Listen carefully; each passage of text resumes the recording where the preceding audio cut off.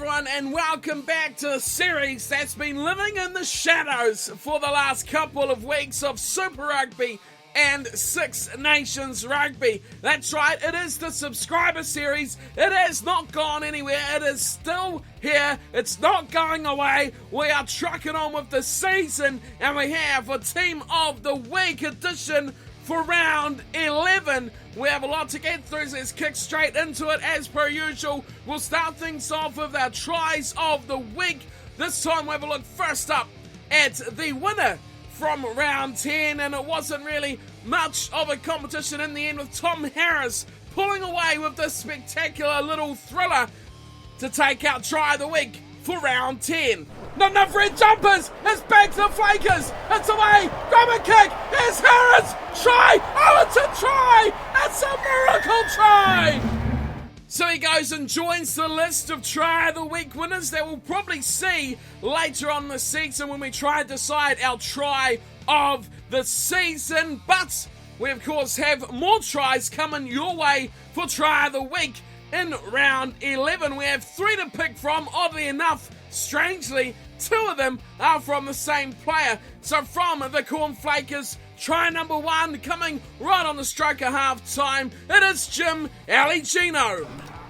They look short side. Colby pops it back in field. Beck intercepts. Malpass. Smith nicely. Here's the Teach. The 2 number 8s normally combining. McDonald. Terrell. Here's O'Shea. Run for the line. He's got one man with him. It's Aligino. Here's the power. Aligino. Over he goes. 4th try of the match. And of course, a man that scores 7 tries in one match, he's bound to score some stunners. He's in again, this time in the 80th minute. Jim Aligino again for the Cornflakers with nominee number 2 for try of the week. Are they going to run this out? Woodshea will. He does well. Here's Aligino. Don't tell me it's not going to be an 80-minute thriller. Oh, it is. It is going to. It's Downdy up against Aligino. He swerves. He puts the feet on. But Jim Aligino, cherry on top. All the cream you could wish for. Both of those tries, sizzling finishes from Aligino. But if you're one who's more into that scything, cutting, running style, then this one may be for you. It's from the All Flakes, and it's from Daniel Parker, who went like a hot knife through the block of Butter to score the screamer.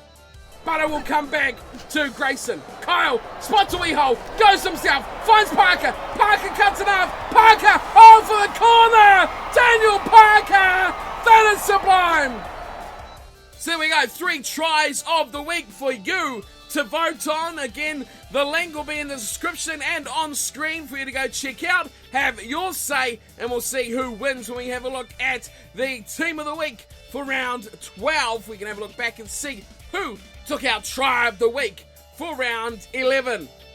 As every rugby fan knows, it's not always the man that scores a try that gets the hard work done. There's a lot done by the big men with the little numbers that often don't get the commendations that they deserve. These 2 next stats blocks are all about that. It's tackle count and metres gained. Let's have a look at those 2 categories. We'll kick things off with the metres gained, and we have one man who has been an absolute standout throughout this whole season. That man is Jonathan Craneen, and he still leads the way with 648 metres. That's running metres to his name. His lead is pretty comfortable as well, over 150 metres ahead of number 2, which is Braden Rudman, another fly half coming into number 2. Lou Jones rounds out the top 3 with 486 metres. We move into some players not fly halves now. Mitchell Otley, the flanker turned amazing centre, who's racked up 432 metres. The first forward is Andrew McFadden, who has 430 metres to his name. Henry Smith and Riley Croissant round out the metres gain table with 405 metres each. Of course, that's great for your attack, but defence can often win a match. And the tackle count, this is successful tackles, not attempted tackles, successful tackle count. And leading the way, we have a new man at the top, and it is tip top aptly named as well, leading the way with 44 successful tackles. Ivan Ferryland very close behind with 43. Ian McDonald, another one tackle further back, 42, round out the top three. Elliot Malpass, who has been a sensation throughout the season. You got to think about these guys in a team of the season as well. He's there on 37. Gubry Heads, 35, alongside Liam Robinson also on 35. Further down the list, we have Marshall Hanna, who's been sublime this year as well, on 33. Lou Jones, 32, and Owen Richards rounds out the top tackle count with 30 tackles to his name.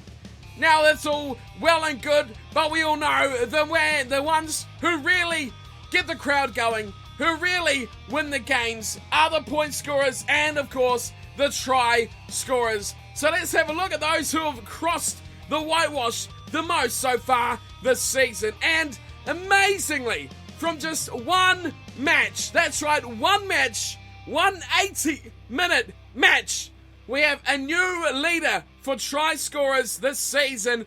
It is, of course, Jim Aligino, with 7 tries to his name. A phenomenal display in the last match for the Flakers. He was sublime, just blitzing everyone with his amazing speed. After playing a lot of the season at number 8 as well. Mitchell Ollie's in there, number 2, with 6 tries. Kieran Jones, Jonathan Craneen, and Aidan Adeleke Solomon are there tied for 3rd with 5 tries each. We have a whole host of players here on 4 tries. They are Logan Priest, Douglas Eddington, Will Rogers, Pierre Valentine, Ruby Floyd, Tom Harris, and another new one into this list, Henry Smith, who picked up a hat-trick in the last round of games. There's plenty of tries there and plenty of talent by these subscriber players. So they're the try scorers, but they all know that the goal kicking is just as important as getting the ball over the line. We've seen a few matches already decided by goal kicking alone, and that in turn puts us up to our top point scorers for the season. And leading the way there by a slender margin is Jonathan Craneen with 54 points to his name. That's single-handedly one man scoring over half a century worth of points. Second place is the same, Douglas Eddington. He's on 51, just 3 points adrift. It was quite a gap between first and second a few weeks ago, but now it's really tight. We go just 6 points back, and we have Riley Crozan with 45. Braden Rudman, another fly half who steamed along here. He's on 42. And then we have our try scorers, Jim Aligino, steaming straight up from 0 to 35 without asking anyone's permission whatsoever. David Sloan, a try scorer / kicker, chips in alongside them with 33. Mitchell Watley, 6 tries to his name, of course. He's on 30. James Dooley does a bit of the old goal kick himself as well, 25. And Aidan Adeleke Solomon and Kieran Jones, they are prolific try scorers with 25 points each. And there it is. There's your bundles of stats, all the numbers you would like to crunch after 11 rounds of the Global Rugby Challenge. Alright, now let's get on to the real meat in the sandwich. It is the team of the week for round number 11. The best 15 players from each position after the round's matches. And we'll kick things off, as always, with all these things in the front row. And there was 3 men, of course, 2 props and the hooker. And they are coming amazingly, 1 from each club.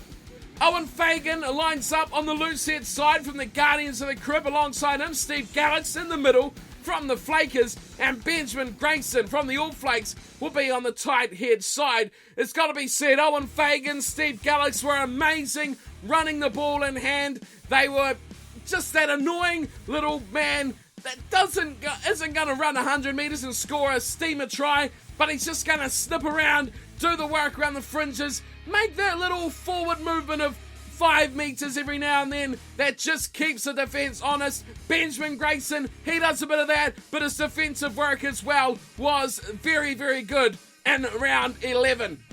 Moving from the big man up front, we go into the second row, and there's Liam Robinson, from the All Flakes, and Jake Waller from the Guardians of the Crib. Now, Jake Waller has been amazing since his move from the back of the pack into the middle. He's really adapted to the second row game, and hopefully we'll see plenty more from him in these smaller numbers. He was very good around the field. His line out jumping is very solid as well, but just the impact he has, almost being another little back in the backline linking play. Very good hands, very good passing as well. Liam Robinson, special mention for this man because he was dynamic in open play. Numerous line breaks on the big thunderous second rower, and he made a good impression for the All Flakes in their great win from round 11. Into the back row, and again 3 players to be named and 1 from each club. Marshall Hanna gets the nod on the blind side.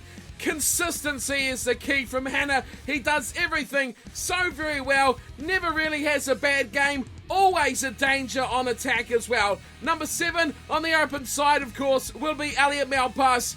You might as well just say the same exact thing you did about Marshall Hanna, because Malpass is that X-Factor player. He's so good defensively, very good at getting ruck turnovers as well. But around the field, he's a great link player between forwards and backs. He's an elusive runner, strong runner as well. But defensively, I think, especially in round 11, he was a real standout for the Flakers. But special mention, and almost, very almost, player of the week, star man of the week, would be Finlay Wilcox. But he has been ousted just, but I think Finlay Wilcox deserves special mention for his efforts at number 8 for the Guardians of the Crib.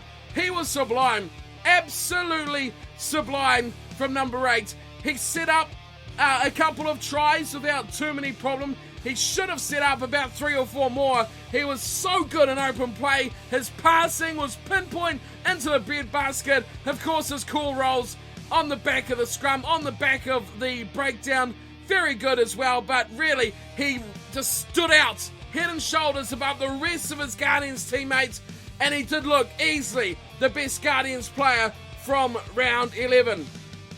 Alright, we move ourselves into the back line. In the starting scrum half will be Sebastian Kyle from the All Flakes. Picked himself up a good try, but really he combined very well with his fly half, who was Riley Crosan. Those two combined very nicely, but Kyle really has, over his last couple of starts, adapted a very strong running game. He's hard to put away, he's hard to put down, and he always gives that little threat that he's gonna have a little snipe, and he's always got the talent outside him as well that you just don't know where the All Flakes will get you from. Outside him at number 10 for the team of the week will be a man who was only in his first start in a number 10 jumper of fly half, and that's Evan Terrell. Now, Evan had a very special role in this match. He shared the duties very much with Morgan Uche, who was outside him at outside centre. But Evan Terrell, really all he had to do was run the game, make the decision whether they were going to kick or run, what plays were going to be done, and I thought he played extremely well. He cut the line open on numerous chances, and as you know, if you watch the Flakers match, which you all should, he played exceptionally well, and his back line was on song, and it made him look very good, very good in fact, in the number 10 jumper. Good enough to get number 10 of the week without too much competition. Really, he did stand out. His combinations with his centres as well was exceptional from Terrell. I think it was a very good fist at number 10. Move out into the centres now, and starting an inside centre again, another man who any other week would have got star man of the week, and that is Daniel Parker from the All Flakes. Man, oh man, that All Flakes game, he was absolutely on fire. Numerous line breaks. He just carved and cut and chopped and sliced and diced and threw everyone in the pot. He was so good. Every try they scored was all created and started or finished or put somewhere in the middle through Daniel Parker. He was simply outstanding alongside Finlay Wilcox. I think it's almost a travesty that those two don't get the big star next to their game. They played absolutely outstanding games. The All Flakes inside centre in the blue headgear. He was absolutely fantastic on attack for the All Flakes. A big reason why they play so well on round 11. Outside him is a man who really did share the pressure with Evan Terrell for the kicking duties. It was Morgan Uche, and I think he was sublime. Not also in the way he kicked the game or helped in the direction of the game, but how he fed his outside men. I haven't seen any better. Jim Aligino scored a lot of tries in round 11, but if he didn't have Morgan Uche inside him, I don't think he would have got half of them. The passing was crisp, it was pinpoint, and it was right where you wanted. The lines, phenomenal. The line break, spectacular, and that was all down to Morgan Uche. He probably doesn't get the awards and reward that he deserves, but he was definitely one of the better players also from round 11 from the Flakers. He simply put his team in amazing positions time after time. Alright, our two wingers between them combined put on 10 tries. That's right, 10 tries between two players. We have one from the Flakers, and he is the star man of the week. No question, you don't score 7 tries and not become star man of the week. It is Jim Aligino, and yeah, you just got to be speechless with the way this man performed. His speed and acceleration off the point were extraordinary. He beat men for dust. He showed his strength with the odd fend as well, and he was just impossible to stop. You've seen 2 tries of the week nominations as well. He was simply sublime, outstanding, brilliant, spectacular. He was the easy star player of the week, and that's really saying something with the way that Finley Wilcox and Daniel Parker played in round 11. He was sublime. Jim Aligino, star man of the week, 7 tries. I can't even comprehend how he scored 7 tries, but it was a spectacular effort from Aligino. On the right wing will be Henry Smith. Now, normally to score 3 tries is a pretty damn good achievement, and not very often that gets outdone over 2 times the amount. Henry Smith scored 3 tries, a great hat-trick for the All Flakes. He played extremely well. He's not made the impressions or the impact that he probably would have liked throughout the series, but he's come good at a time where his team really needs him to be at his best. Henry Smith on the right wing, 3 tries, well played from Henry Smith. Fullback is also from the All Flakes, and that is Will Rogers. I think Sean Ewan almost deserves to be in the number 15 jumper for his defensive efforts, but this one has just been nudged by Will Rogers, who counter-attacked and chopped up the defensive line a few times in the All Flakes matchup and took no prisoners in doing so. He looked very good on the counter, and with a dangerous back three with Henry Smith alongside him with the try-scoring machine that he was in the All Flakes last game, they did perform a very nice partnership. So that's Will Rogers at fullback. Alright, so there it is. There is your 15 for the team of the week for round number 11. Now remember to get your votes in for try of the week at the start of the video. You can watch the nominations if you missed them. Link in the description as per always, as well as should be on screen at the start as well. So get your say in, and I'll see you again very soon for the resumption of play round 12. We're getting very close to the end. Only 2 rounds to go and 5 matches to be played before it is knockout rugby. It is go time, and it is getting very, very exciting. So anyone who's asked over the last few days, no, the subscriber series is not going away. It is here to stay. It will be playing out, and we will be getting through this series probably over the next couple of weeks as well, with it almost coming to a close. So thank you everyone for tuning in and watching. Always leave me your thoughts on the team of the week below. If you agree or disagree with who's there, let me know in the comments, and I'll see you all next time for our first match of round 12. Until then, thanks for watching and take care.